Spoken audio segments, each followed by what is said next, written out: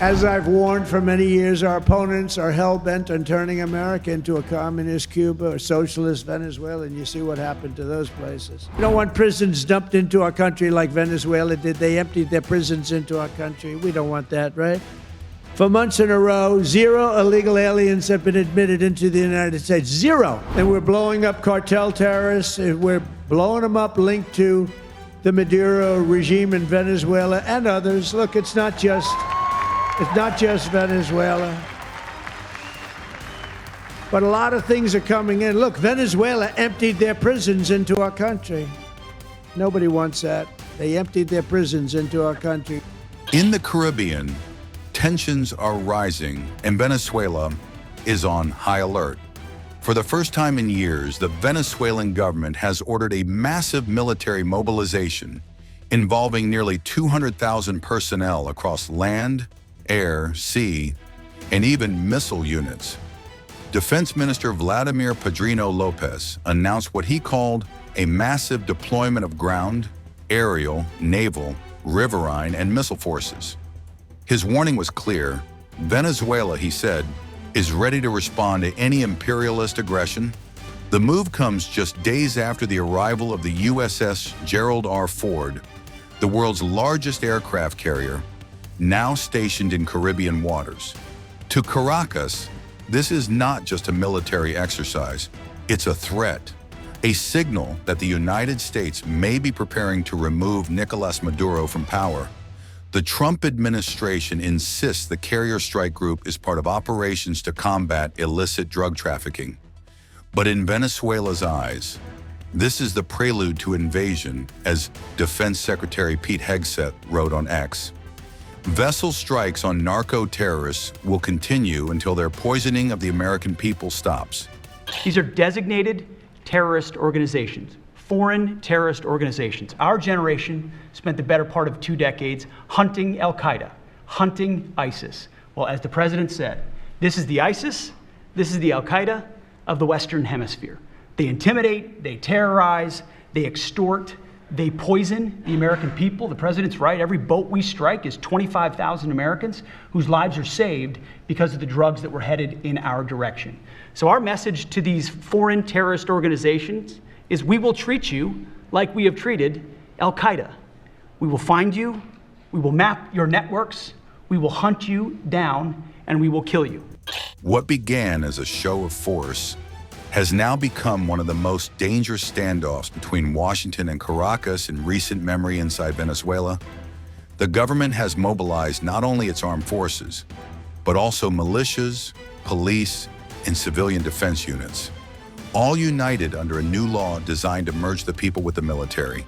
Meanwhile, the United States is reinforcing its presence throughout the region, expanding troop deployments and joint training across Puerto Rico, El Salvador, Panama, and Trinidad and Tobago. The U.S. Southern Command now oversees operations across 31 nations and 12 territories, from the Mexican border to the southern tip of Argentina. One of the most powerful regional military networks on Earth in Caracas, Maduro's government says the buildup is proof that imperial ambitions never died. For Trump's White House, it's about projecting strength and protecting American interests. I think with the heart of what the president was saying, I know what the heart of what the president was saying and this administration believes is that the regime in Venezuela is illegitimate. And it is unacceptable to this president and this administration to traffic illegal, deadly drugs into the United States of America. And that's why the president and the administration took very strong action against a boat and 11 narco-terrorists in international waters, as you all saw. I think that sends a very strong message to drug traffickers around the world. The president will not tolerate it, and the amount of drugs on that boat represents the lives of thousands of Americans that could have been killed by that deadly poison, and we're not going to allow that deadly poison to come into our country. But for millions across Latin America, this is a chilling echo of Cold War politics, a confrontation that could spiral out of control. Both sides say they don't want war, but both are preparing for it. And with warships in the Caribbean, missile units on alert, and leaders trading warnings, the question now is simple. Who blinks first? Look, I first ran for Congress so that when the drums of war started beating, I would be in a position to make sure that our nation's leaders fully consider the true cost of war, not just in dollars and cents, but in the sacrifices of our heroes and their families. Now, with those drums beginning to echo once more, I am here today to once again keep my promise. Because sadly, worryingly, infuriatingly, Trump has already started a conflict and now seems intent on expanding it. He's already threatened land strikes against Venezuela with seemingly no concern over the fact that only Congress, this body, not the president, has the authority to declare war. We are the ones tasked with deciding when and how we send our troops into combat. We are the ones the Constitution charged with that most solemn duty. Those are just some of the many, many reasons why today I am voting yes on the resolution to block the administration from continuing to illegally use military force within or against Venezuela. This should not be a partisan issue. Consideration of Senate Joint Resolution 90 to direct the president to terminate the use of United States Armed Forces for hostilities within or against Venezuela, unless specifically authorized by a declaration of war or specific authorization for use of military force. The clerk will report. Motion to discharge SJ Res 90 to direct the removal of the United States Armed Forces from hostilities within or against Venezuela that have not been authorized by Congress. Mr. President. Senator from Virginia. Mr. President, I will begin, I think, a few hours of floor speeches on Senate Joint Resolution 90, and I appreciate the work of Leader Thune and Leader Schumer in scheduling this matter for a vote today at 5 o'clock. I view it as a very important one. The act that I just read, the International Security Assistance and Arms Control Export Act, is an act that allows a single senator to file a privileged motion. I recognize the senator from California. Mr. President, I am proud to join my colleague Senator Kaine and Senator Paul in introducing this War Powers resolution that provides that we have not authorized the use of force against Venezuela.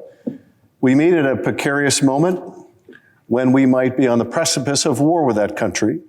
Today in the Caribbean or on its way to the region are the following military assets: 3 Arleigh Burke-class destroyers, the USS Gravely, Jason Dunham, and Sampson, the USS Lake Erie, a Ticonderoga-class guided missile cruiser, the USS Newport News, a nuclear attack submarine with torpedoes and tomahawks, the USS Iwo Jima, an amphibious assault ship equipped with a flight deck for F-35s, Ospreys, and attack helicopters, the MV Ocean Trader, a floating base designed for special operations, Reaper drones, Harriet jets of 5th-generation fighters, incredibly lethal aircraft. But this is not all. The largest aircraft carrier ever built, the USS Gerald R. Ford, is on its way right now from the Mediterranean. This means we will see upwards of an additional 24 Super Hornets and 24 additional F-35s. This warship will be accompanied by 3 additional destroyers, bringing at least 10 of America's best naval warships within striking distance of Caracas. All told, there will be more than 400 missiles and other vertical launch systems on Nicolas Maduro's doorstep. 115 Tomahawks alone, with an additional 70 coming with the Ford. Are we supposed to believe that this is only about striking speedboats?